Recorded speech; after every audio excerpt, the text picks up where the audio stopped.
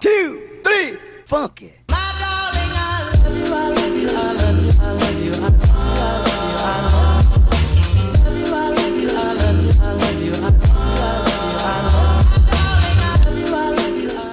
Hi guys, welcome to today's video. If you're new here, I'm Kiana. Make sure to subscribe. The button is down below. Today's video is like a lot more serious than my other videos. Usually I'm like super upbeat and like vlogging or sitting down and filming like a really happy video, but this one is a little bit more serious than usual. A year ago today, one of the worst things happened. Well, part of one of the worst things happened. And if you're new to my channel, or if you didn't watch my Vlogmas video from last year, or any of my Vlogmas videos from last year, then I'm going to just be talking about it. So we're just gonna take a trip down memory lane.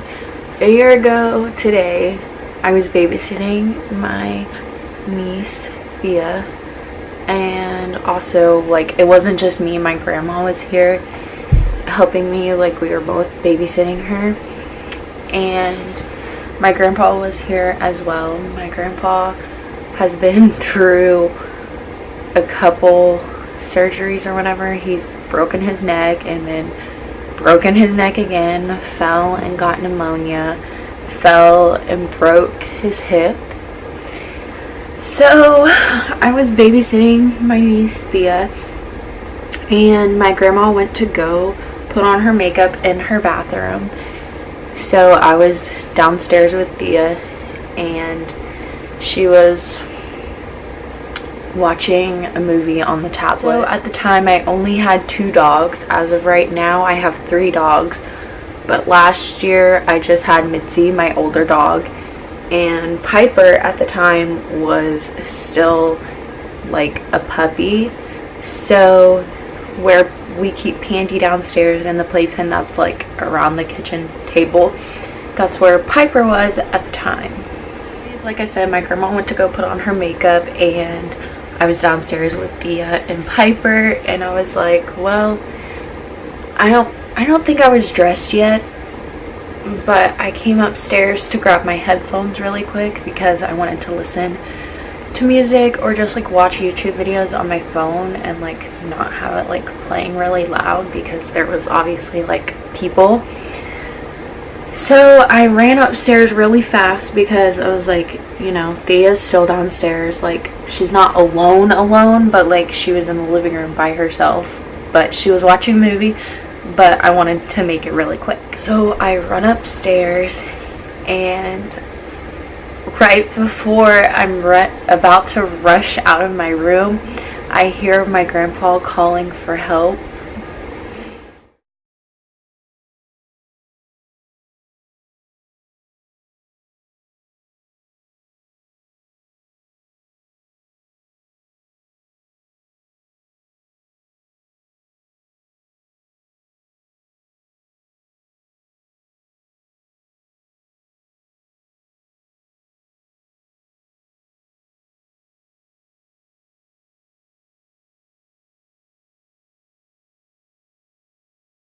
But yeah, I heard him yelling for help, and so I go downstairs, and he's right in front of Piper's playpen, laying on the floor, and all I could see was blood, because he, like, when he fell, he gashed his head, so there was blood from that.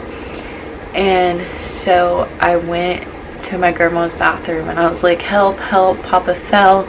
And I went back out there really fast to go check on him, and then my grandma wasn't coming like as fast as I thought she would be, even though like she's old, she can't run, like she just like wasn't coming at all. I was like, okay, she probably didn't hear me, so I went in there again and I told her again, and then she comes out there, and then we call 911. So we called 911, and I put Piper in her kennel, and I was really impressed because usually like if there's a lot going on she'd be crying. That wasn't really relevant, but just saying. So was hanging out with Thea because there was kind of a lot going on. And then once they put him on the gurney, he like asked them to straighten out his leg, and that's when we like realized that he had probably broken his hip because he had broken the other one before, and that's what he had asked them to do. And then he was complaining of some pain, and usually he like never complains about pain, like ever. He walked around with a broken neck for like 4 days, so yeah. And so he went through surgery completely fine, and my grandma and my uncle and my aunt all went up there that Saturday after the surgery. I didn't go because I wasn't feeling good. So they went up there. He was completely fine. He was talking with them, making jokes and everything. And then come Sunday is when things change. Like, they were talking about moving him to a regular room and everything like that. But that night, apparently, he started losing oxygen. And so they had to intubate him. And we didn't know that all this was going on, even though it was like happening overnight.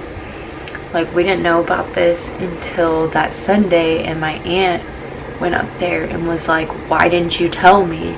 We're like, what are you talking about? And this is in my Vlogmas videos as well.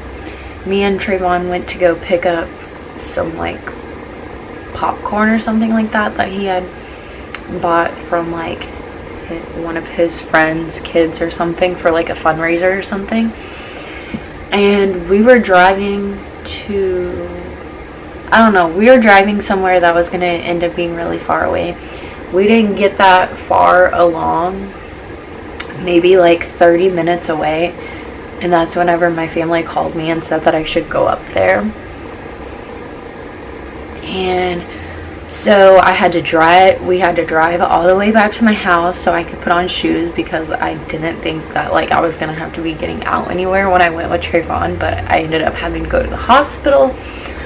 So drove to my house and got my shoes, and then I drove to the hospital, and I stayed up there like pretty much all day.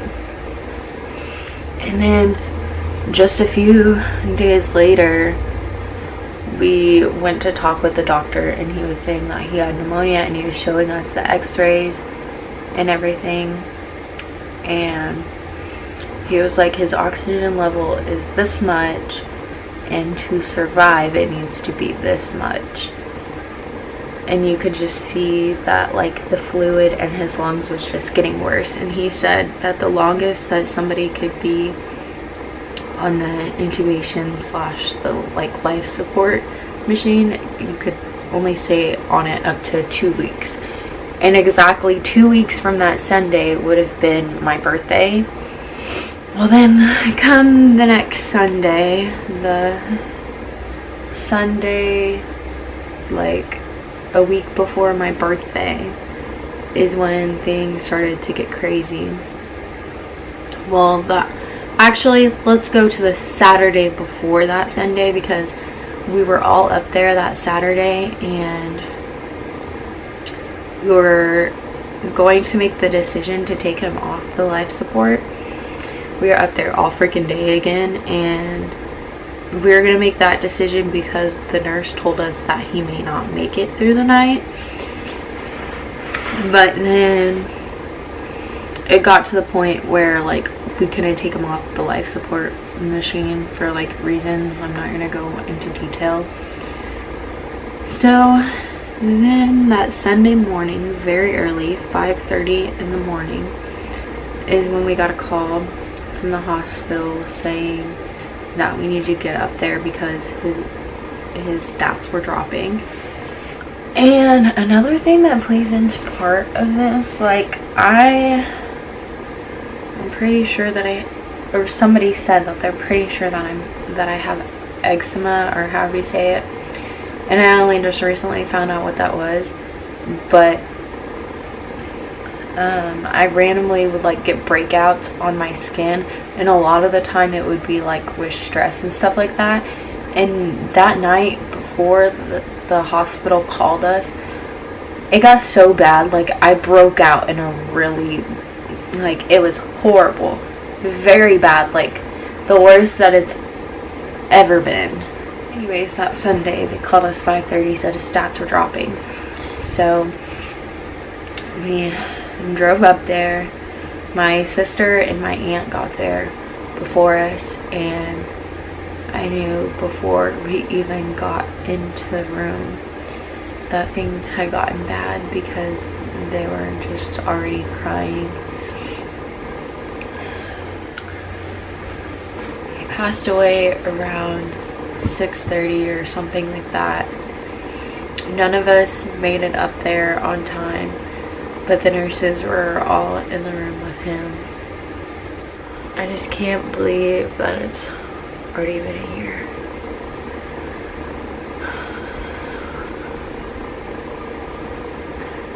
You always expect that things like this are gonna happen, but you just like never see it coming.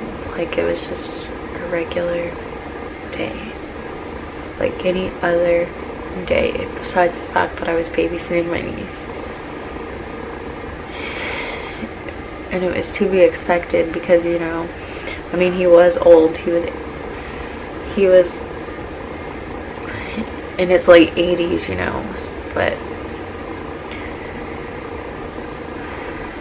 it just sucks because he's never gonna get to see me get married or have kids, or he can't see that I finally have a job and everything, and he can't see how big Piper has gotten. He can't see that we have another dog, and he would love her.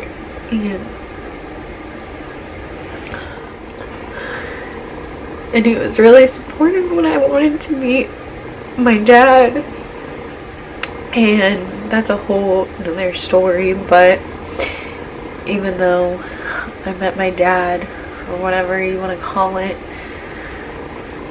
Papa is always my dad. He always will be my dad. He was my dad. Like, forget my biological dad. Like, Papa was my dad. Like, they adopted me, so legally, but I still look at Papa as my dad, even if he was my grandpa. He was my grandpa and my dad.